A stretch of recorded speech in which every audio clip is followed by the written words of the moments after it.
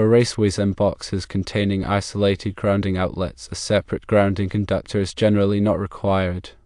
The purpose of isolated grounding is to minimize electrical noise in sensitive electronic equipment by preventing ground loops.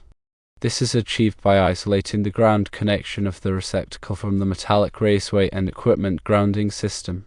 The isolated ground conductor runs directly from the receptacle back to the source of the supply, typically the panel board. The National Electrical Code, or NEC, addresses isolated grounding in section 250.96b. This section specifies that equipment grounding is required for metal raceways and enclosures containing isolated circuits. However, it does not mandate a separate grounding conductor specifically for the raceway or box in addition to the equipment grounding conductor already present. The equipment grounding conductor, which is connected to the metallic raceway and box, provides the necessary ground fault path. This path ensures that in the event of a fault, the overcurrent protective device, such as a circuit breaker or fuse, will trip and energize the circuit. The isolated ground conductor, on the other hand, serves a different purpose. It provides a low noise ground reference for the connected equipment. It is important to note that the equipment grounding conductor must still be properly sized and installed according to the NEC. This ensures that it can effectively carry fault current back to the source. The size of the equipment grounding conductor is typically determined by the size of the overcurrent protective device protecting the circuit, as specified in NEC Table 250.122. The installation must also comply with other requirements outlined in Article 250 of the NEC, such as ensuring that all connections are made with approved methods and materials. While a separate grounding conductor for the raceway and box is not generally required for isolated grounding circuits, there may be specific situations where it is necessary or beneficial. For example, in particularly sensitive applications, an additional grounding conductor may be installed to further reduce electrical noise. Or, if the existing equipment grounding conductor is inadequate or unreliable, a separate grounding conductor may be used to supplement it. However, these situations are typically the exception rather than the rule. In most cases, the equipment grounding conductor already required for the raceway and box will provide adequate grounding for the isolated grounding circuit. It is crucial to always consult the NEC and local electrical codes for specific requirements and to ensure that all electrical work is performed by qualified personnel. Improper grounding can create a serious safety hazard and may also compromise the performance of the connected equipment. To further clarify the requirements, it is helpful to understand the difference between equipment grounding and isolated grounding. Equipment grounding is a safety measure designed to protect against electrical shock. It provides a low impedance path for fault current to flow back to the source, which causes the overcurrent protective device to trip and to energize the circuit. Isolated grounding, on the other hand, is a technique used to reduce electrical noise in sensitive electronic equipment. It isolates the ground connection of the receptacle from the metallic raceway and equipment grounding system, preventing ground loops and other sources of noise from interfering with the operation of the equipment.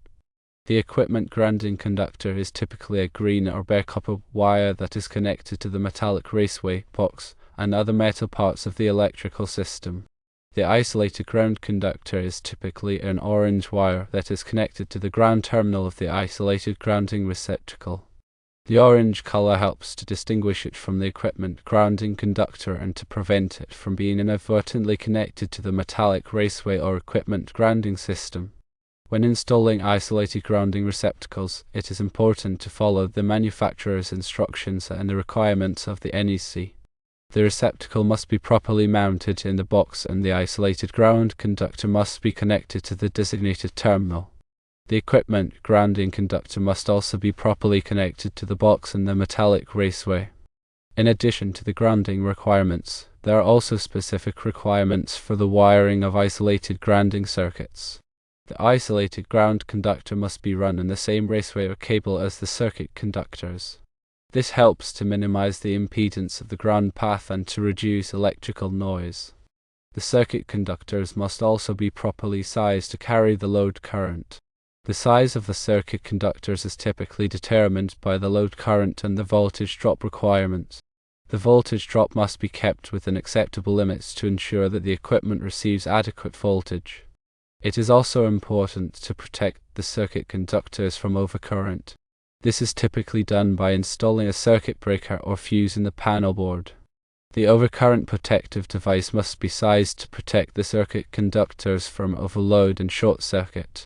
In summary, while a separate grounding conductor for the Raceway inbox is not generally required for isolated grounding circuits, it is crucial to ensure that the equipment grounding conductor is properly sized and installed. The equipment grounding conductor provides the necessary ground fault path and protects against electrical shock. The isolated ground conductor provides a low-noise ground reference for sensitive electronic equipment. Always consult the NEC and local electrical codes for specific requirements and to ensure that all electrical work is performed by qualified personnel. Failure to comply with these requirements can create a serious safety hazard and may also compromise the performance of the connected equipment.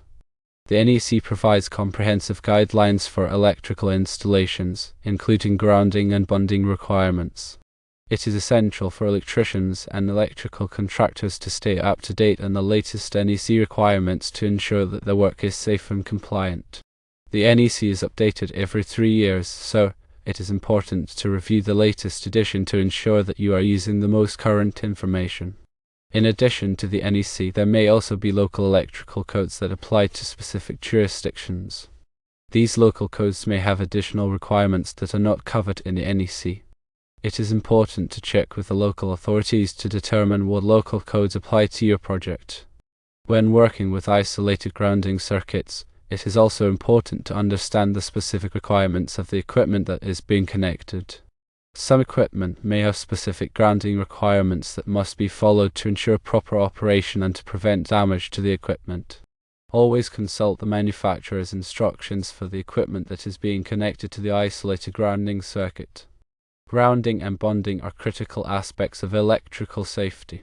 Proper grounding and bonding can help to prevent electrical shock, fire, and other hazards. It is essential to take the time to understand the grounding and bonding requirements of the NEC in local electrical codes and to ensure that all electrical work is performed by qualified personnel.